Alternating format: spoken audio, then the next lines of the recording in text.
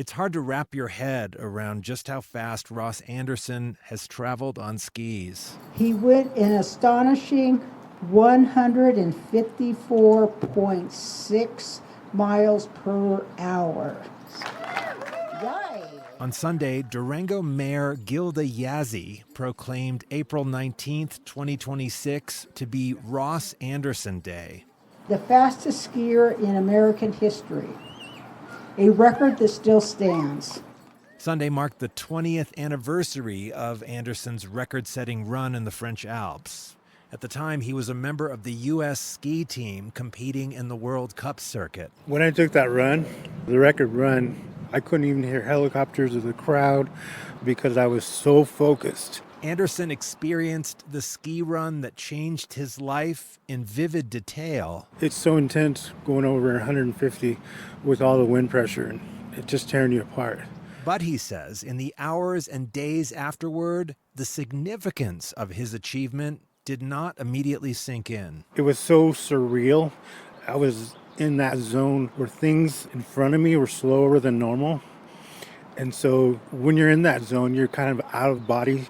So it took me a couple months to realize I actually broke that record. Ross Anderson's ancestry is Cheyenne, Arapaho, Chiricahua, and Mescalero Apache, but he came to Durango when he was a baby, adopted by white parents. So while he absorbed skiing at a young age, he only started connecting to Native American culture as a young adult. I was like a sponge. I soaked everything in, learned a lot over at the Southern Ute tribe, talked to the elders over there. I had friends over there that had big families and went to some of their bear dances and powwows and whatnot. And that's how I learned, really, is doing it the way I wanted to. In the history of professional snow sports, there have been only a few Native American competitors, and Anderson is the only Native American member of the U.S. Ski and Snowboard Hall of Fame. On Sunday, Southern Ute dancers, drummers, and singers performed.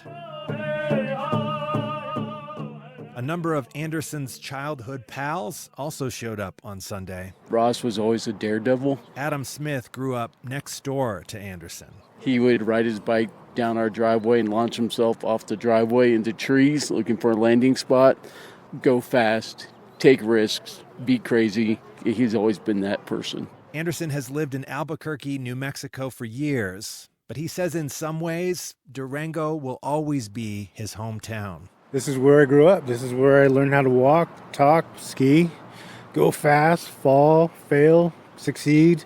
It feels like home to me. For KSUT, I'm Adam Burke.